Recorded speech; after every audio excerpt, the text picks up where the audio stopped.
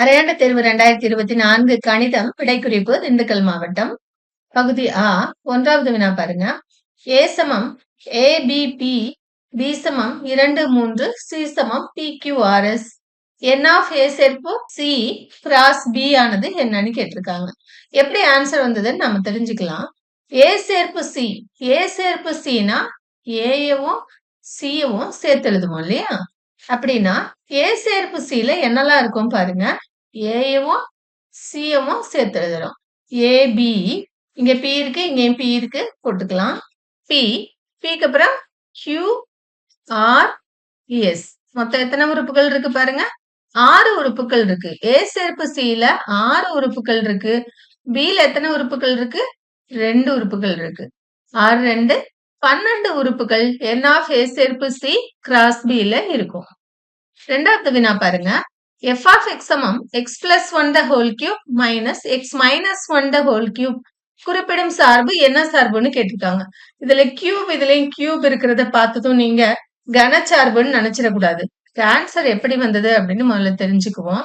f of x சமம் x plus 1 the whole cube அப்படின்னா அதுக்கு எக்ஸ்பான்ஷன் எழுதிக்குங்க.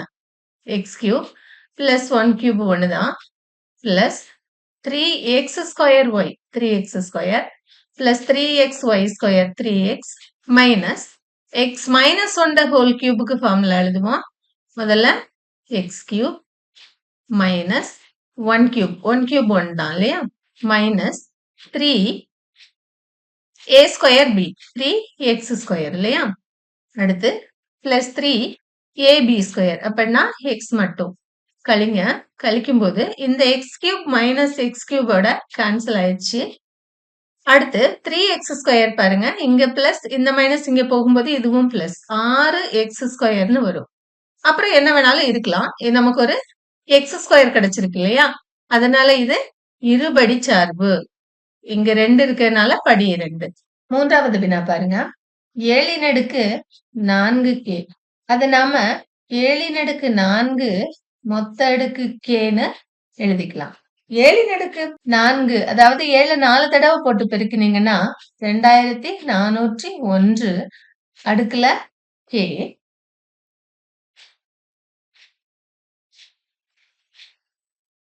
கான்குருவன் டு இங்க என்ன போட்டிருக்காங்க நமக்கு மட்டு 100. 2401ல 24 நூறுகளும் ஒன்னே ஒண்ணு மட்டும் மிச்சம் இருக்கும் இல்லையா? அப்ப இதுல 1 ன் அடுக்கு k. 1 ன் அடுக்கு k என்ன? 1 தான். 1 மட்டு 100. இப்ப விடை என்ன? 1. 4வது வினா பாருங்க. 3/16, 1/8, 1/12, 1/18 என்ற தொடர் வரிசையின் அடுத்த உறுப்பு. இது ஒரு பெருக்கு தொடர் வரிசை. இதனுடைய பொது விகிதம் r பார்த்தோம்னா 2வது உறுப்பு பை முதல் உறுப்பு இல்லையா? 2வது உறுப்பு 1/8 பை முதல் உறுப்பு 3/16. அதாவது 1/8 பெருக்கல் 16/3. 1 8 2 8 16 என்ன கிடைச்சிருக்கு? 2/3. அடுத்த உறுப்பு உங்களுக்கு வேணும்னா 1/18க்கு அடுத்த உறுப்பு வேணும்னா 1/18 2/3ஆல நாம பெருக்கணும். 1 2 2 9 2 18 சமம் 1/9க்கு 3 27. 1/27. 5வது வினா பாருங்க. x ன் அடுக்கு 4 plus 64 முழு வர்க்கமாக மாற்ற அதனுடன் பின்வருவனவற்றுள் எதனை கூட்ட வேண்டும்? x ன் அடுக்கு 4 x ஸ்கொயர் the whole ஸ்கொயர்னு எழுதிக்குவோம். இது a ஸ்கொயர் பிளஸ் இங்க 2ab எழுதணும். இங்க b ஸ்கொயர் உங்களுக்கு கொடுத்திருக்காங்க 64. 64ங்கிறது 8 ஸ்கொயர். இங்க 2ab இல்லையா? 2 into a. ஏங்கிறது x ஸ்கொயர், bங்கிறது 8. பெருக்குங்க. 2 8 16 x ஸ்கொயர். எது? ஆப்ஷன் ஆ. ஒரு நிரல் அணியின் நிறை நிரல் மாற்று அணி நிறை அணி. இருசமபக்க முக்கோணம் ABCயில் கோணம் C 90 டிகிரி. படம் வரைஞ்சிக்கலாம். இதுக்கு ஒரு இருசமபக்க செங்கோண முக்கோணம் வரைஞ்சுக்கிறோம். இதுல Cல செங்கோணம்னு சொல்லியிருக்காங்க. அப்படின்னா இங்க A போட்டுக்கலாம், இங்க B போட்டுக்கலாம். AC 5. இருசமபக்க முக்கோணம்ங்கிறதுனால இதுவும் 5. அப்படின்னா இந்த பக்கம் எவ்வளவு இருக்கும்? இது 1 இது 1னா இது √2. இது 5 இது 5னா இது 5√2. விடை ஈ. ஓவை மையமாக உடைய வட்டத்திற்கு வெளியே உள்ள Pயிலிருந்து வரையப்பட்ட தொடுகோடுகள் PA மற்றும் PB ஆகும். APB 70 டிகிரி எனில் AOBயின் மதிப்பை காண்க. படம் வரைஞ்சுக்குவோம். வட்டம். இதுக்கு 2 தொடுகோடுகள் வரைஞ்சுக்குவோம். வட்ட மையத்துல இருந்து ஒரு நேர்கோடு வரைஞ்சுக்குவோம். இங்க இருந்து இங்க கனெக்ட் பண்ணிக்குவோம். இங்க இருந்து இங்க கனெக்ட் பண்ணிக்கலாம். இதுதான் படம். இதுல P என்பது வட்டத்துக்கு வெளியே உள்ள புள்ளி. தொடுகோடுகள் PA மற்றும் PBன்னு கொடுத்திருக்காங்க. APB 70 degree. அதாவது இது ஃபுல்லா 70 டிகிரி. அப்படின்னா இது பாதி 35, இதுவும் 35. இங்க எந்த இடத்துல தாங்கும் கோணம் 90 டிகிரி, இதுவும் 90 டிகிரி. அப்படின்னா இந்த கோணம் எவ்வளவு இருக்கும்? இது 90, இது 35 கூட்டினீங்கன்னா 125. 180ல 125 கழிச்சா என்ன வருமோ அதுதான் இந்த கோணம் இல்லையா? அப்ப இங்க 5, 5, 55. இந்த கோணம் 55 டிகிரி. அப்படின்னா இந்த கோணமும் 55 டிகிரி. கேள்வி AOB என்னன்னு கேட்டிருக்காங்க. அப்ப 2ஐயும் கூட்டிக்கணும். 110 டிகிரி. 9வது வினா பாருங்க.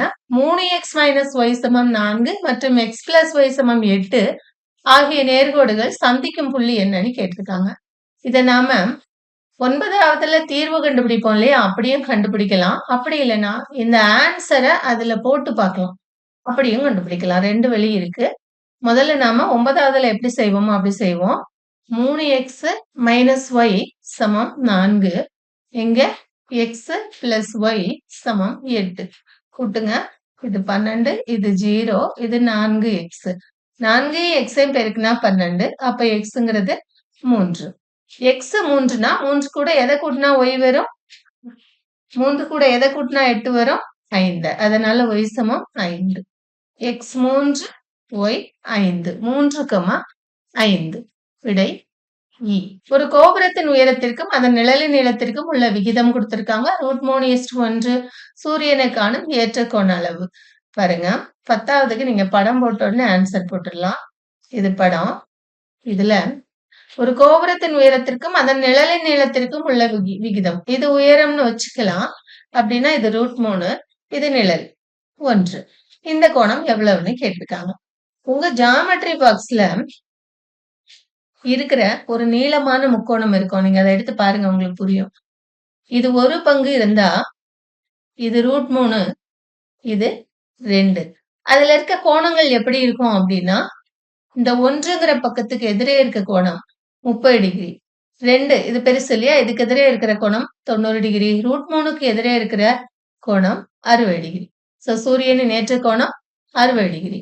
ஆரம் 5 சென்டிமீட்டர் மற்றும் உயரம் 12 சென்டிமீட்டர் உடைய நேர்வட்ட கூம்பின் சாய் உயரம். ஒரு கூம்பு வரைஞ்சுக்கலாம். இந்த கூம்பினுடைய ஆரம் கொடுத்திருக்காங்க 5 சென்டிமீட்டர்னு. இதனுடைய உயரம் கொடுத்திருக்காங்க எவ்வளவுன்னு? 12 சென்டிமீட்டர்னு. கேள்வி சாய் உயரம் என்னன்னு நம்மள கேட்டிருக்காங்க. L² = 12² + 5².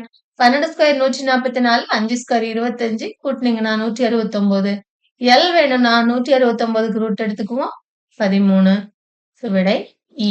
16 சென்டிமீட்டர் உயரமுள்ள ஒரு நேர்வட்ட கூம்பின் இடைக்கண்ட ஆரங்கள் 8 சென்டிமீட்டர் மற்றும் 20 சென்டிமீட்டர் எனில் அதன் கன அளவு. இடைக்கண்டத்தின் கன அளவுக்கு ஃபார்முலா எழுதிக்கலாம். π/3 h × r² + r² + R r. π/3 × h 16, R 20, 20² + r 8, 8² + R r 20 × 8 equal to π/3 × 16 × 20² 40, 8² 64, 28 பெருக்கி 160. π/3 × 16 × 40யும் 160யும் கூட்டினீங்கன்னா 560, 64 கூட்டினீங்கன்னா 624. 4 3 3, 2 3 6, 2ல 3 இல்ல 0 போட்டுக்கிறோம். 24, 8 3 24. 16ஐயும் 208ஐயும் பெருக்குனீங்கன்னா 3328 பை கன சென்டிமீட்டர் நமக்கு விடையா கிடைக்குது. அடுத்த வினா பாருங்க. முதல் 20 இயலெண்களின் விலக்க வர்க்க சராசரி. அதுக்கு ஒரு ஃபார்முலா இருக்கு இல்லையா? n square minus 1 by 12. n வந்து நமக்கு என்ன 20. 20 ஸ்கொயர் மைனஸ் 1 பை 12. 20 ஸ்கொயர் பண்ணீங்கன்னா 400, 1 கழிச்சீங்கன்னா 399 பை 12. 399 12ஆல வகுக்கலாம். 3 12 36 கழிச்சீங்கன்னா 3 39. 3 12 36 கழிச்சீங்கன்னா 3. இப்ப பாருங்க மேல 33 இருக்கு. ஆன்சர்ல 33 எங்க இருக்கு? இங்க இருக்கு. 33.25. அனைத்து சாத்தியமான கூறுகளின் தொகுப்பா அனைத்து சாத்தியமான கூறுகளின் தொகுப்பையும் அழைக்கப்படுவது. அதாவது சாத்தியமான கூறுகளை நாம என்னன்னு சொல்றோம்? கூறுவெளின்னு சொல்றோம். நான் தட்ட வேண்டாம்னு சொல்றோம். பகுதி ஆ எவையேனும் 10 வினாக்களுக்கு விடையளிக்கவும். ஃபர்ஸ்ட் பாருங்க ஏ கிராஸ் பி கொடுத்திருக்காங்க, ஏயும் பியும் கேட்டிருக்காங்க. ரொம்ப ஈஸி. ஏ வேணும்னா ஏ முதல்ல இருக்கு இல்லையா? சோ முதல்ல என்னெல்லாம் இருக்கோ அதை பாருங்க. 3 3 5 5 2 தடவை ஒரு கணத்துல ஒரு உறுப்பு எழுத மாட்டோம் இல்லையா? அதனால 3ஐயும் 5ஐயும் மட்டும் எழுதுங்க. அடுத்து பி. பி வேணும்னா ரெண்டாவது இருக்கிற உறுப்பு. ரெண்டாவது 2 4 2 4 2 2 தடவை 4 2 தடவை ஒவ்வொரு தடவை எழுதினா போதும். 16. f of x கொடுத்திருக்காங்க, g of x கொடுத்திருக்காங்க. f of gயும் g of fம் சமம்னா k இன் மதிப்பு. அப்படின்னா f of g of x சமம் g of f of x. அதாவது f of g of xங்கிறது g of f of xக்கு சமம். f of g of x. g of x என்ன? 4x plus 5 சமம் g of f of x. f of xங்கிறது 2x minus k. f என்ன பண்ணோம்? உள்ள கொடுக்கறத 2ஆல பெருக்கி k கழிச்சிடும். அப்படின்னா உள்ள 4x plus 5 இருக்கு. அதை 2ஆல பெருக்குங்க. 2 into 4x plus 5 minus k சமம். g என்ன பண்ணும்? உள்ள கொடுக்கறத 4ஆல பெருக்கி 5 கூட்டிக்கும். உள்ள கொடுத்தது 2x minus k. அதை 4ஆல பெருக்குங்க. 4 into 2x minus k plus 5. Simplify பண்ணுங்க. 2 உள்ள கொண்டு போங்க. 2 4 8x plus 2 5 10 minus k சமம் 4 2 8x minus 4k plus 5. 8x 8x ஆல கேன்சல் ஆயிரும்.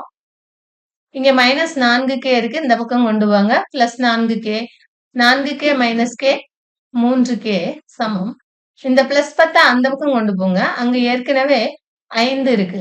இந்த பிளஸ் 10 அங்க போகும்போது மைனஸ் 10. அப்படின்னா 5 மைனஸ் 10 மைனஸ் 5. கே வேணும்னா மைனஸ் 5 பை 3. கே சமம் மைனஸ் 5 பை 3. 16, 11, 6, 1 எக்ஸெட்ரா என்ற கூட்டுத்தொடர் வரிசையில் மைனஸ் 54 என்பது எத்தனையாவது உறுப்பு? கூட்டுத்தொடர் வரிசை அப்படின்னு நம்ம கொடுத்துட்டாங்க. அதனால Tn சமம் a பிளஸ் n மைனஸ் 1 என்று டி எழுதிக்கலாம். a என்ன 16, d என்ன குறைஞ்சுக்கிட்டே போகுது இல்லையா? அதனால மைனஸ் 5. 5 இருந்தா குறையுது. அதனால மைனஸ் 5. n தான் நம்மள கேட்டிருக்காங்க. Tn அவங்க கொடுத்திருக்காங்க மைனஸ் 54. அப்படின்னா மைனஸ் 54 சமம் a 16 பிளஸ் n மைனஸ் 1 என்று டி. 16 அந்த பக்கம் எடுத்துட்டு வாங்க. மைனஸ் 54 மைனஸ் 16 மைனஸ் 70 சமம் n மைனஸ் 1 என்று டி தெரியும் இல்லையா? மைனஸ் 5. அதை கொண்டு இங்க வகுத்துருங்க. n மைனஸ் 1 சமம் மைனஸ் 70 பை மைனஸ் 5 4 5 5 4 5 5 4 5 20. n சமம் 1 அந்த பக்கம் கொண்டு போய் கூட்டிக்கோங்க. 14 1 15. n சமம் 15. அதாவது மைனஸ் 54 என்பது 15வது உறுப்பு. 18வது வினா பாருங்க. 5x minus 10 5x square minus 20 ஆகியவற்றின் மீபோமா காண்க. அதாவது மீசிமா கேட்டிருக்காங்க. பாருங்க 5x மைனஸ் 10 இதுல இருந்து 5 வெளியே எடுப்போம். x minus 2. அடுத்து 5x ஸ்கொயர் மைனஸ் 20ல இருந்தும் 5 வெளியே எடுத்துருங்க. எடுத்தீங்கன்னா x square minus 4 x square minus 4 x square minus 2 ஸ்கொயர்னு எழுதிக்கலாம். சமம் 5 இன்று x மைனஸ் 2 இன்று x பிளஸ் 2. மீசிம் எழுத போறோம். பொதுவா இருக்கதையும் எழுதணும், பொதுவா இல்லாததையும் எழுதணும். 5 இருக்கு, எழுதிக்குங்க. x மைனஸ் 2 இருக்கு, x மைனஸ் 2 இருக்கு, எழுதிக்குங்க. எக்ஸ்ட்ராவா x பிளஸ் 2 இருக்கு, அதையும் எழுதிக்குங்க. சமம் 5 இன்று x ஸ்கொயர் மைனஸ் 2 ஸ்கொயர் 4. 5 உள்ள கொண்டு போங்க. 5x ஸ்கொயர் மைனஸ் 20 மீசிமாவா நமக்கு கிடைச்சிருக்கு. 19வது வினா 2x square minus 2x plus 9 சமம் 0 என்ற இருபடி சமன்பாட்டின் மூலங்களின் தன்மை காண்க. மூலங்களின் தன்மை அப்படின்னா நம்ம என்ன செய்வோம், தன்மை காட்டி டெல்டா எழுதிக்குவோம். b ஸ்கொயர் மைனஸ் 4ac சமன்பாட்டை எடுத்து எழுதுங்க. 2x square minus 2x plus 9 a 2 b minus 2 c 9 apply பண்ணுங்க. b square minus 2 square minus 4 into a a 2 c 9 minus 2 square 4 minus 4 2 8 8 9 72 கழிச்சிங்கன்னா மைனஸ் 68 லெஸ் தென் 0. அதனால மூலங்கள் கற்பனையானவை, அதாவது மூலங்கள் மெய்யல்ல. அடுத்த வினா பாருங்க. A கொடுத்திருக்காங்க. A transpose the whole transpose சமம் A என்பதை சரிபார்க்க. முதல்ல A எடுத்து எழுதிக்கங்க. Aவில் என்ன இருக்கு? 5 2 2 மைனஸ் ரூட் ஆஃப் 17 0.7 5/2 8 3 1. அடுத்து A டிரான்ஸ்போஸ் எழுதிக்கங்க. ஏவை திருப்பி எழுதிருக்கோம் இல்லையா, இங்க எழுதியிருக்கத கீழே பார்த்து எழுதுங்க. 5 2 2 மைனஸ் ரூட் ஆஃப் 17 0.7 5/2 8 3 1. அடுத்து A transpose the whole transpose எழுத போறோம். இங்க எழுதியிருக்கத அப்படியே கீழே எழுதுங்க. 5 மைனஸ் ரூட் ஆஃப் 17 8 2 0.7 3 2 5/2 1. பாருங்க, நமக்கு ஏவும் இதுவும் ஒரே மாதிரி இருக்கான்னு இருக்கு இல்லையா. therefore A transpose the whole transpose சமம் A அப்படின்னு எழுதிட்டீங்கன்னா 2 மார்க் போட்டுருவோம். 21வது வினா பாருங்க. தொடுகோடு ST வட்டத்தினை B என்ற புள்ளியில் தொடுகிறது. ABT 65 degree. AB என்பது ஒரு நாண் எனில் AOB ஐ காண்க. இதில் O என்பது வட்டத்தின் மையம். நம்ம முதல்ல படம் போடுவோம். தொடுகோடு ST வட்டத்தினை B என்ற புள்ளியில் தொடுகிறது. பாருங்க, தொடுகோடு ST வட்டத்தை B என்ற புள்ளியில் தொடுகிறது. ABT A எங்க இருக்கு? ABT 65 degree. AB என்பது ஒரு நாண். இதில் O வட்டத்தின் மையம். AOB ஐ காண்கன்னு கேட்டிருக்காங்க. இதுல தொடுபுள்ளியில் ஏற்படுத்தும் கோணம் 90 டிகிரி நமக்கு தெரியும் இல்லையா. அதுல இது 65னா உள்ள இருக்கிற இந்த கோணம் எவ்வளவு இருக்கும்? 90 மைனஸ் 65. 90 மைனஸ் 65 எவ்வளவு? 25 டிகிரி இல்லையா. சோ இந்த கோணம் 25 டிகிரி. இப்போ இது ஒரு இருசமபக்க முக்கோணம். இதுவும் ஆரம், இதுவும் ஆரம். இது 25ங்கிறதுனால இந்த கோணமும் 25 டிகிரி. இப்ப பாருங்க, இது ஒரு முக்கோணம். அதுல இந்த ரெண்டும் 25 25 50 இல்லையா. மொத்தம் 180 நமக்கு தெரியும். அதுல இந்த 50 நீங்க கழிச்சீங்கன்னா இது எவ்வளவு இருக்கும்? 130 டிகிரி இருக்கும். சரிங்களா. அதனால கோணம் AOB சமம் 130 டிகிரி. 22வது வினா பாருங்க. -6,1 மற்றும் -3,2 ஆகிய புள்ளிகளை இணைக்கும் நேர்கோட்டின் சாய்வை காண்க. நமக்கு சாய்வுக்கு ஃபார்முலா தெரியும் இல்லையா. என்ன ஃபார்முலா? சாய்வு M சமம் y2 minus y1 by x2 minus x1 சமம் y2ங்கிறது y coordinate 2 minus 1 by x2 minus x1 இது x1 இது x2 minus 3 minus minus 6 2ல 1 கழிச்சீங்கன்னா 1 இது minus of minus plus 6ல 3 கழிச்சீங்கன்னா 3 சாய்வு என்ன? 1/3. 23வது வினா பாருங்க. 10√3 மீட்டர் உயரமுள்ள கோபுரத்தின் அடியிலிருந்து 30 மீட்டர் தொலைவில் தரையில் உள்ள ஒரு புள்ளியில் இருந்து கோபுரத்தின் உச்சியின் ஏற்ற கோணம் காண்க. படம் வரைஞ்சுக்குவோம். இதுக்கு இது கோபுரம், இது தரை. கோபுரத்தின் உச்சிக்கு ஏற்ற கோணம் கேட்டிருக்காங்க. நமக்கு என்னெல்லாம் கொடுத்திருக்காங்க பாருங்க. கோபுரத்தின் உயரம் கொடுத்திருக்காங்க 10√3 மீட்டர். அடியிலிருந்து 30 மீட்டர் தொலைவில், அதனால இது 30 மீட்டர். தீட்டா என்னன்னு நம்மள கேட்டிருக்காங்க. எதிர்பக்கமும் அடுத்துள்ள பக்கமும் கொடுத்திருக்கனால tan தீட்டா எடுப்போம். எதிர்பக்கம் பை அடுத்துள்ள பக்கம்.